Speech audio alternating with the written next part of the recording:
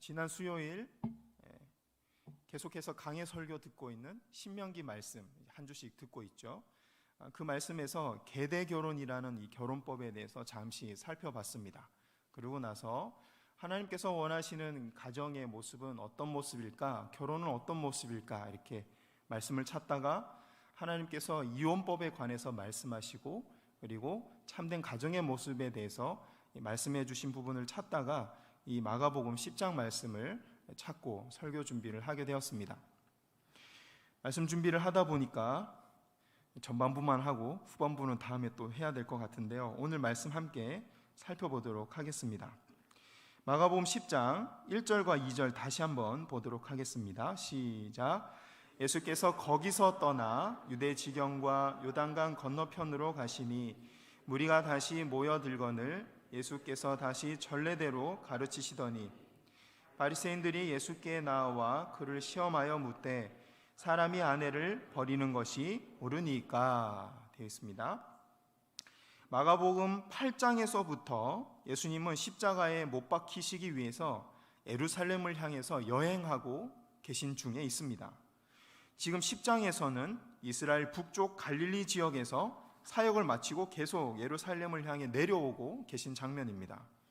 그러다가 오늘 본문에서 도착하신 곳은 요단강 건너편이었습니다. 성경에서 요단강 건너편은 광야를 의미합니다.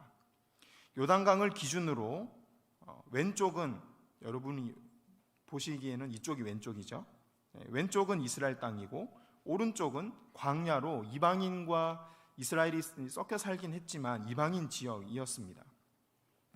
이 요단강 근처에는 이스라엘 백성들이 약속의 땅 가나안에 들어가기 위한 첫 번째 관문이었던 여리고 성이 있었고, 또한 얼마 멀지 않은 곳에 예루살렘 성읍이 있었습니다.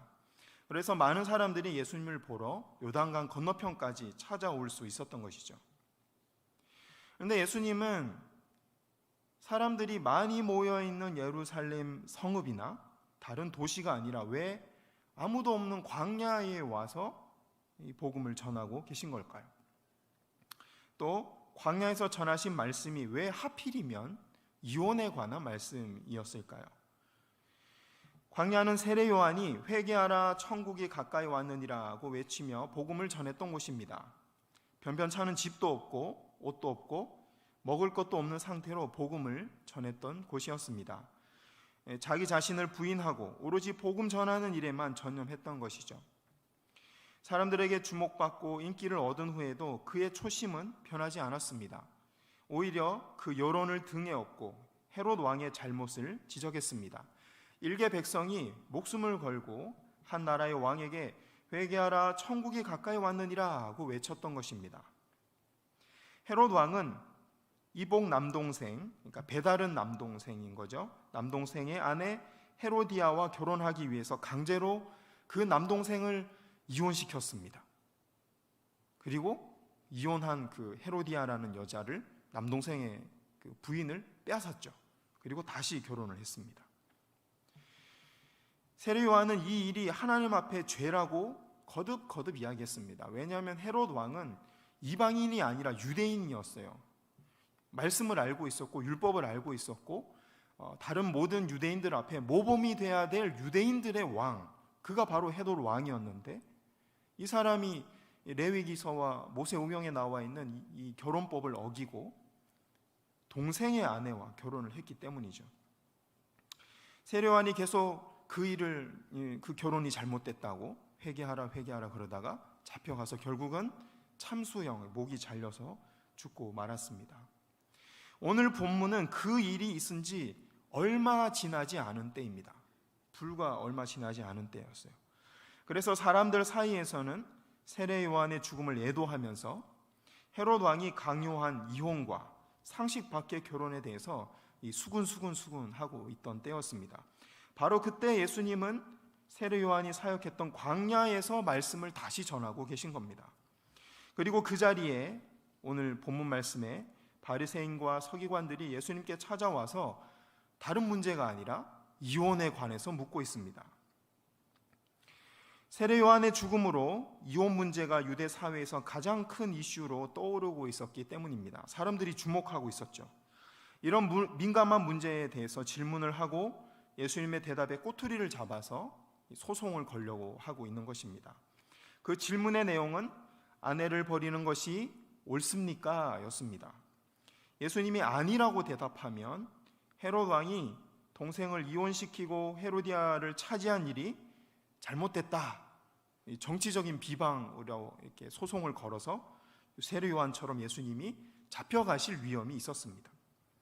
반대로 아내를 버리는 것이 옳다라고 하면 말씀에 위배되는 내용이었기 때문에 예수님을 따르는 수많은 유대인들이 예수님의 전하는 복음에 대해서도 반감을 가지게 되고 예수님 사역하는 데 큰 지장이 생길 수밖에 없었습니다.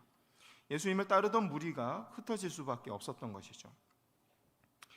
유대 종교 지도자들은 이런 곤란한 상황이 연출될 것을 미리 알고 예수님을 시험하기 위해서 이런 질문을 했던 겁니다.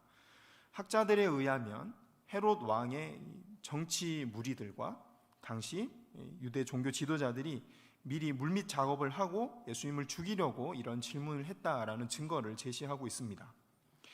유대 종교 지도자들은 율법을 배우고 지키려는 의도에서 질문한 것이 아닙니다. 종교적으로나 정치적으로 자신들에게 위협이 되는 예수님을 죽이려는 목적으로 율법을 악용하고 있는 겁니다. 처음부터 말씀은 안중에도 없었던 것이죠. 그래서 예수님은 이어지는 말씀에서 헤롯 왕이 어떻다라는 대답 대신에 율법에 관한 원론적인 대답만 하고 계십니다. 책 잡힐 맛을 안 하신 것이죠. 이혼 율법에 담긴 하나님의 마음을, 하나님의 사랑을 다시 가르치려고 하신 것이죠. 당시 예루살렘 성읍 안에는 이 로마 정치꾼들 그리고 그들과 결탁한 이 유대 지도자들, 대부분 종교인들과 섞여 있었죠. 이런 사람들만 예루살렘에 주로 있었고 자신의 명예와 권력과 부를 지키기 위해서 예수님을 죽이고 세례 요한을 죽이고 남을 만한 사람들만 그곳에 살아남아 있었던 겁니다.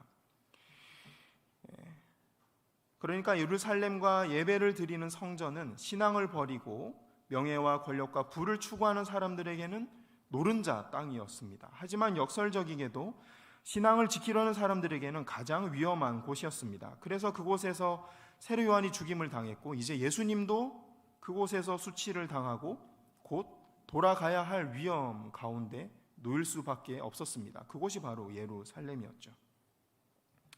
그래서 성경은 예루살렘이 수많은 선지자들을 죽였다고 비유로 말씀하고 있는 것입니다. 이런 배경에서 보면 세례 요한은 광야에서 사역할 수밖에 없었습니다.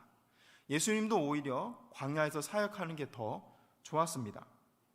첫 번째 이유는 이 성경에 예언된 세례 요한에 대한 예언을 이루어져야 했기 때문입니다. 메시아 앞에 광야에서 외치는 소리가 있을 것이다 라는 예언의 말씀이 세례 요한을 통해서 성취되어야 했기 때문에 세례 요한은 광야에서 복음을 전했습니다. 또한 불필요한 오해와 위협을 받지 않기 위해서는 예루살렘보다는 오히려 광야가 더 좋았습니다. 종교 지도자들과 로마 정치꾼들과 이 불필요한 정치적인 논쟁, 신학적 논쟁을 피하고 복음을 전하는 일에 전념하기 위해서 세례 요한과 예수님이 복음을 전하기엔 광야가 훨씬 좋았던 것이죠. 한편 광야까지 세례 요한을 찾아오고 예수님을 찾아온 사람들 대부분은 듣고 순종하기 위해서 그 땡볕에 30km, 40km 걸어서 밥도 굶으면서 찾아온 사람들이었어요. 그들의 마음이 이미 순종할 준비가 된 사람들이 거기까지 복음을 들으려고 왔던 것이죠. 그렇기 때문에 세례 요한의 회개의 복음, 예수님의 회개의 복음을 전하는 데 있어서는 광야가 오히려 더 적절한 환경이었던 것입니다. 그래서 예수님이 그곳에서 복음을 전하는 시작점으로 삼으신 것이죠. 이제 세례 요한이 죽고 없는 광야에서 예수님이 찾아오셔서 복음을 이어가고 계십니다. 세례 요한의 사역을 이어가고 계신 거죠. 인간을 죄에서 구원할 하나님의 큰 구원 계획 안에서 세례 요한은 메시아 앞에 올 마지막 선지자로서 회개를 외쳤습니다. 그리고 이제 예수님은 구약의 메시아에 관한 모든 예언과 세례 요한이 전한 복음을 완성하기 위한 발걸음을 옮기고 계신 것입니다. 선지자들과 세례 요한이 외치다가 죽어간 메시아에 대한 예언을 완성하시고 그들의 죽음이 옳았으며 하나님 앞에 의미 있고 존귀한 죽음이었다는 것을 예수님이 친히, 하나님이 친히 증거하고 계신 겁니다. 나아가서는 거짓 선지자들이 득실되는 예루살렘 성전을 정복하고 정화하고 다시 거룩하게 만들어서 하나님의 구원이 임하는 성전, 교회로 회복시키려는 그 비전을 가지고 예수님이 사역을 하고 계신 것입니다. 그런데 예루살렘 성전을 회복하는 방법은 로마와의 정치적인 결탁도 아니었고 종교 지도자들과의 타협도 아니었으며 군사적인 무력도 아니었습니다. 예수님이 예루살렘을 정복하신 방법은 십자가의 죽음이었습니다. 우리는 이 사실을 가슴 깊이 새겨야 할 것입니다. 이런 마음가짐으로 예수님은 오늘 본문 3절에서 자신을 죽이기 위해 질문을 던진 종교 지도자들에게 이혼 율법에 담긴 하나님의 마음을 다시 가르치기 시작하십니다.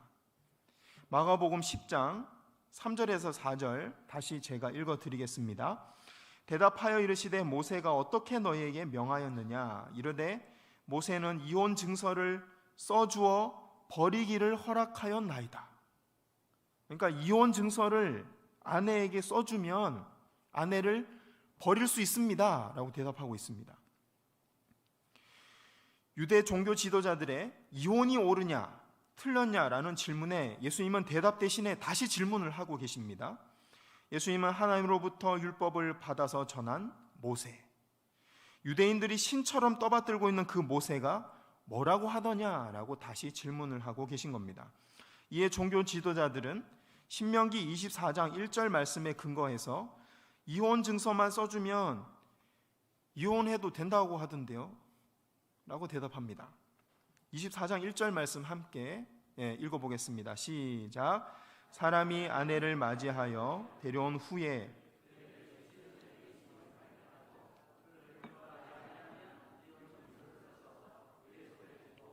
그를 자기 집에서 내보낼 것이요 라고 되어 있습니다. 여기 신명기 24장 1절 말씀을 보면 아내가 수치스러운 일을 했을 때 이혼 증서를 써주고 이혼할 수 있다라고 말씀하고 있습니다. 유대인들은 이혼을 방지하고 이혼한 후에도 아내의 경제적인 여건을 보장하기 위해서 케투바라고 불리는 결혼 서약서를 작성했다고 합니다. 결혼 서약서.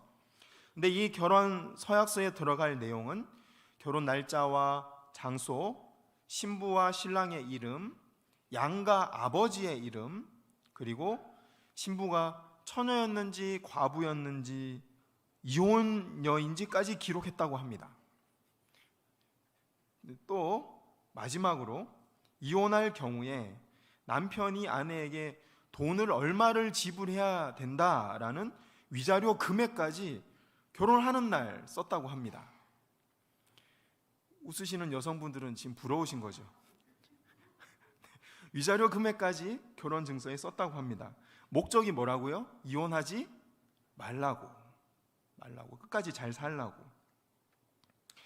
위자료 금액까지 썼던 이유는 고대 사회에서 이혼녀는 시댁에서나 친정에서나 환영받기는 어려운 존재였기 때문입니다. 게다가 여성이 할 수 있는 경제활동도 고대 사회에는 극히 제한적이었기 때문에 혼자 힘으로 생계를 꾸려갈 수가 없었습니다. 도저히. 여러분들이 생각하는 수많은 아르바이트 자리가 고대에는 없었습니다. 여자들은 지난번 설교에서 신명기 말씀에서처럼 남자와 대화하는 것도 금기시되어 있고 얼굴을 보여주는 것도 금기시되어 있고 심지어 머리 푸는 것도 금기시되어 있고 이런 상황 가운데서 여성이 밖에 나가서 무언가 일자를 찾는다는 것은 너무 힘든 거예요. 그래서 룻이 시어머니를 위해서 할 수 있었던 게 그냥 가서 바닥에 떨어진 나라를 일이 아니죠. 그냥 줍는 것밖에 없었습니다. 그래서 이혼할 때 남편이 아내가 이혼녀가 생계를 계속 유지할 수 있도록 위자료를 주도록 한 것입니다. 그런데 남편들 입장에서 위자료를 안 줘도 되는 경우가 있었습니다. 위자료를 한 푼도 안 주고 이혼할 수 있는 방법이 있었는데 그것은 신명기 24장 1절 말씀처럼 아내가 수치스러운 일을 했을 때였습니다. 문제는 이 수치스러운 일의 범위가 애매했다는 데 있습니다. 유대인들의 선생들이었던 랍비들 중에 이 보수적인 그룹이었던 샴마이 학파라는 사람들은 수치스러운 일을 중대한 결함 또는 간음으로 해석을 했습니다. 근데 진보적인 힐렐 학파는 남편의 기분을 상하게 하는 일이라고 해석했습니다. 너무 크게 웃으셨습니다. 저도 말씀을 준비하다 보니까 두 부분으로 나눠서 할 수밖에 없었던 게 이 앞부분이 너무 길어가지고, 그래서 실제로 유대 문헌을 보면 밥을 태웠다는 이유로 이혼을 당한 여신이 있습니다. 그리고 결혼한 후에 출산을 하고 몸매 관리를 안 했다는 이유로 이혼을 당한 여성들이 있습니다. 실제 유대 문헌에 있습니다. 그러니까 밥을 잘 못해서 음식을 맛있게, 음식 솜씨가 없다는 이유로, 그래서 남편의 기분을 상하게 해서 이혼을 당한 여인들이 실제로 존재합니다. 우리 교회 권사님들은 음식을 잘해서 그럴 일이 없었겠지만 이 시대에는 그랬다고 합니다. 이런 분위기 속에서 당시에는 이런 말도 안 되는 행위가 당연시 되었고 남자들만 발언권이 있었다고 합니다. 이런 분위기 속에서 이혼에 대한 소송은 남편만 제기할 수 있게 됐습니다. 물론 법적으로는 아내도 이혼 소송을 제기할 수 있는 법이 마련되어 있었습니다. 근데 실효성이 없습니다. 왜냐하면 아내가 남편에게 이혼 소송을 제기한다거나 내지는 집안에서 이게 좀 잘못됐는데 바꿔주세요, 집에 일찍 오세요라고 남편에게 말을 한마디 했는데 그게 남편의 기분에 거슬리면 이혼 당하는 겁니다. 이혼 소송을 하거나 무언가 잘못됐다고 발언을 하는 것 자체가 이혼 사유가 되고 남편의 기분에 나쁘게 하는 이유가 됐기 때문에 이 아내들은 꿀먹은 벙어리처럼 살 수밖에 없었던 것이죠. 이런 이유들을 들어서 유대인들이 위자료를 주지 않고 이혼을 하는 일이 예수님 당시에 엄청 많았습니다. 그래서 예수님이 이렇게 잘못됐다고 말씀을 하신 거죠. 방금 살펴본 이혼법에서 도대체 어느 부분에서 하나님의 마음을 찾을 수가 있습니까? 분명히 신명기 24장 1절 하나님의 말씀을 따라서 행한다고 하고 말씀을 따라서 유대인들이 살고 말씀에 따라서 이혼을 하고 결혼을 하기도 하는데 여기에 도대체 하나님의 마음을 찾아볼 수가 없습니다. 하나님의 말씀과 그에 따른 율법을 삶에 적용함에 있어서 약자들을 돌보고 사랑으로 품는 하나님의 마음을 도저히 찾아볼 수가 없습니다. 율법을 지키되 문자적으로만 지키고 마땅히 그 속에 담겨져야 할 하나님의 뜻과 의의는 저버렸기 때문입니다. 모세로부터 하나님의 말씀을 받아들이고 순종하겠다고 다짐했던 이스라엘 백성들이 왜 이렇게 되고 말았을까요? 가장 큰 이유는 잘못 가르치고 잘못 배웠기 때문이겠죠.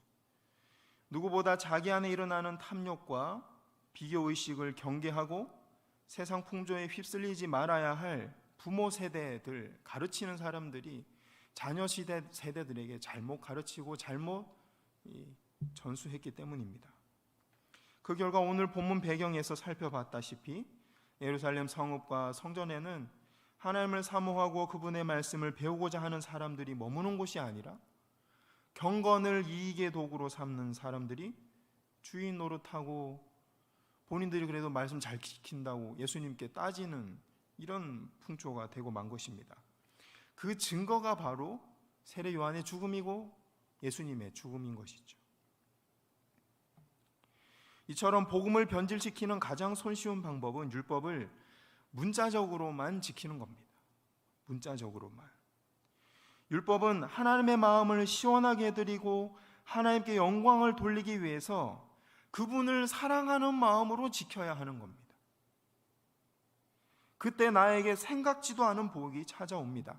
그때 나에게 생각지도 않은 물질과 명예와 아무도 모르는 나의 은밀한 죄, 나의 속사람을 솎아내시고 아무도 모르는, 아무도 공감하지 못하는 나의 그 심령 깊은 곳에 있는 상처를 하나님이 치유하시는 것이죠. 순종할 때. 그런데 유대 종교 지도자들은 율법을 지킴에 있어서, 물론 나머지 유대인들도 마찬가지죠. 백성들도 하나님께 마땅히 드려야 할 사랑과 이웃을 향한 긍휼의 마음을 빼버리고 문자적으로만 지켰습니다. 그래야만 자기 유익을 위해서 말씀을 이용할 수 있거든요. 그래야만 양심의 가책을 덜 받기 때문입니다. 그래야만 말씀을 자의적으로 자기 마음대로 해석하고 다른 사람들의 하나님이 아니라 자기를 따르도록 만들 수 있기 때문입니다. 이런 예는 역사 속에 계속해서 있어 왔습니다. 그리고 오늘날 뉴스에 등장하는 좀 미덥지 못한 정치인들과 경제인들이 법을 지키기는 지키는데 법을 만든 선한 목적은 버리고 자기 욕심을 채우기 위해서 그 법을 악용하는 모습에서 우리는 거듭 확인할 수 있습니다. S회사도 그렇고요. 이것은 먼 옛날의 문제가 아니라 바로 오늘날 우리 자신의 문제라는 것이죠. 이어지는 말씀에서 예수님은 이혼법을 어떻게 내 입맛대로 이용할 것인가가 아니라 하나님이 가정해 주신 선한 목적에 주목해야 된다라고 말씀하십니다. 오늘 다 살펴볼 수는 없지만 하나님이 가정이라는 법을 주시고 가정이라는 기관을 성경에 나와 있는 최초의 기관, 공동체로 인간에게 주신 목적은, 첫 번째 이유는 삼위일체 하나님이 사랑으로 존재하고 사랑으로 위로하고 그 관계십을 부부 안에서 누리게 하기 위해서입니다. 하나님이 천국에서 누리는 그 기쁨을 이곳에서 간접적으로나마 일부나마 가정에서 그것을 맛보고 천국을 소망하면서 우리가 사랑 안에서 살아갈 수 있는 힘을 얻도록 가정을 우리에게 주신 것이죠. 그런데 오늘 본문 말씀에서 그런 하나님의 사랑, 그런 가정, 참된 가정의 모습을 찾아볼 수가 없습니다. 예수님은 그 사랑에 주목해야 되고 하나님이 주신 가정의 목적, 그 율법의 목적에 충실해야 된다라고 뒤에 이어지는 부분에 말씀하고 계십니다.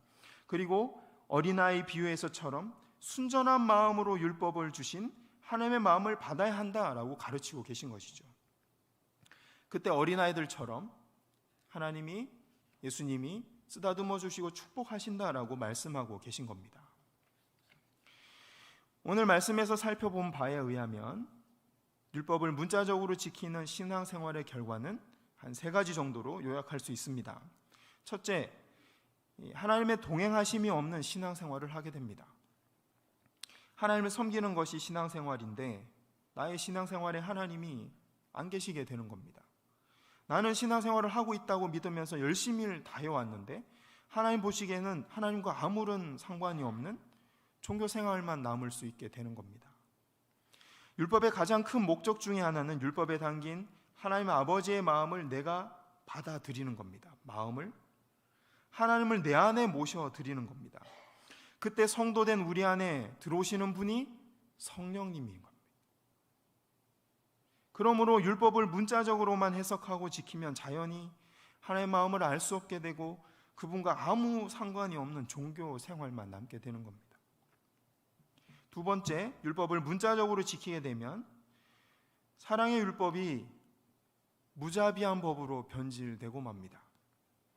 오늘 본문에서 모세가 이혼법을 준 이유는 이혼하지 말라고, 행복하게 살라고, 제발 서로 용납하고, 그래서 준 것인데, 그리고 마지못해 어쩔 수 없는 상황에서 이혼할 때 이혼당한 그 여인의 나머지 생계를 책임져 주기 위해서 이혼 증서를 써주고 내보내라 라고 한 건데 악용했었죠.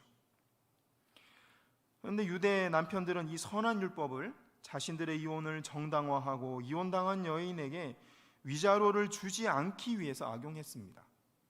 이처럼 율법의 문자만 남게 되면 하나님의 주신 사랑의 율법이 자기 자신만 위하고 다른 사람은 죽이는 무자비한 법이 되고 마는 겁니다. 역사 속에서 찾아볼 수 있는 가장 대표적인 예가 유럽에 있었던 바로 십자군 전쟁입니다. 그들은 복음을 전한다고 영국과 유럽에서 수많은 이 서유럽에서 동유럽까지 막 이스라엘까지 쳐들어와 가지고 하나의 말씀으로 복음으로 이곳을 정복하겠다 했지만 실상은 제국주의, 민족 우월주의, 문화 우월주의, 우리가 너네보다 나라는 잘못된 복음으로 변질되고 말았다는 것을 우리는 역사에서 확인할 수 있습니다.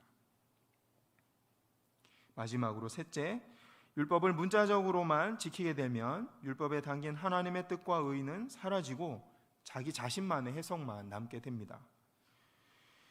율법을 문자적으로만 지키게 될 때 첫 번째 결과처럼 하나님 없는 신앙생활만 하게 되고, 두 번째 결과처럼 사랑의 율법이 무자비한 법이 되고, 세 번째 율법에 담긴 하나님의 뜻과 의는 사라지고 말씀을 자기 마음대로 해석하게 되는 겁니다. 여러분들은 말씀을 어떻게 지키고 계십니까? 어떤 마음으로 지키고 계십니까? 문자에 하나님의 사랑하고 이웃을 긍휼히 여기는 마음을 담아서 지키고 계십니까? 아니면 문자만 지키고 나서 문자대로 살지 못하는 다른 사람들을 정죄하고 판단하고 찌르는 데 사용하고 계시지는 않습니까? 혹시 율법을 문자적으로 지키는 이유가 오늘 본문에 나온 유대인들처럼 나의 죄를 가리고 합리화시켜서 자신을 남보다 조금 괜찮은 사람으로 포장하기 위해서 하나님의 말씀을 이용하고 있지는 않습니까? 이 문제는 아무도 해결해 줄 수가 없습니다. 오로지 자기 자신만 해결할 수 있는 문제입니다. 왜냐하면 신앙생활을 하면서 그 말씀을 어떤 의도로 지켰는지는 하나님과 자기 자신밖에 몰라요. 정말 하나님을 사랑하는 마음으로 내가 이 말씀을 순종했는지, 아니면 다른 사람을 좀 나아 보이기 위해서, 판단하기 위해서 그 말씀을 지켰는지는 하나님과 자기밖에 모릅니다. 또한 말씀을 순종하고 지키는 데 있어서도 단계가 있겠죠. 헌금을 예로 들면 10,000원 헌금을 하는 사람이 있는가 하면 100만 원 헌금하는 사람이 있겠죠. 1,000만 원을 버는 사람이 10,000원을 헌금을 해도 초신자고 신앙이 어리고 믿음의 발걸음을 떼는 상황 속에서 온 마음을 담아서 10,000원을 헌금했다면 하나님이 정말 기쁘게 받으실 겁니다. 그런데 200-300만 원 버는데도 주변 사람들에게 잘 보이고 어깨 펴기 위해서 100만 원을 헌금한다면 그게 과연 말씀에 합당한 헌금인지는 잘 모르겠습니다. 그런 것을 판단하고 분별할 수 있는 것은 오로지 하나님과 자기 자신밖에 없습니다. 정말 내가 하나님을 사랑하는 마음으로 이 말씀을 순종하고 있는지, 주변 사람들에게 정말 그 영혼을 살리기 위해서 이 말씀을 내가 읽어주고 있는지, 그것은 하나님과 자기밖에 모르는 것이죠. 아무도 개인이 가지고 있는 은밀한 생각을 다 이해하고 고쳐줄 수가 없습니다. 자기 자신을 하나님의 말씀에 비추어 보고 자기 모습을 직면하고 하나님보다 높아진 것들을 그분 앞에 하나씩 내려놓기 시작할 때만 참된 회복과 자유를 맛볼 수 있습니다. 다시 말해서 율법을 자기 합리화의 도구로 사용하고 말씀을 문자적으로만 받아들이는 이 문제에서 벗어나는 방법은 하나님을 사랑하는 방법, 이 원론적인 방법밖에 없습니다. 그분을 사랑하는 마음으로 율법을 대할 때만 문자 너머에 있는 그분의 마음을 보게 될 것입니다. 그래서 예수님은 오늘 본문 뒤에서 어린아이들을 축복하셨습니다. 문맥 안에서 보면 어린아이들이 부모를 사랑하는 마음으로 부모의 말씀을 받는 것처럼, 부모의 인정을 받고 부모의 사랑을 받기 위해서 부모의 말씀에 귀담아 듣고 순종하는 것처럼 너희들이 하나님의 율법과 하나님의 말씀을 귀담아 듣고 사랑하는 마음으로 순종한다면 하나님의 인정을 받고 성령의 기름 부으심을 받고 하나님께 옳다함 받지 않겠느냐, 하나님께 축복을 받지 않겠느냐라고 하나님이 말씀하고 계신 것이죠. 바로 그때 우리가 바라고 기도했던 것처럼 하나님이 우리 신앙생활 속에 임재하게 될 것입니다. 바로 그때 어린아이를 어루만지시며 축복하셨던 예수님의 손길을 나의 신앙생활 속에서 느끼게 될 것입니다. 우리 모두의 신앙생활 가운데 하나님의 임재와 그분의 어루만지심이 가득하기를 소망합니다.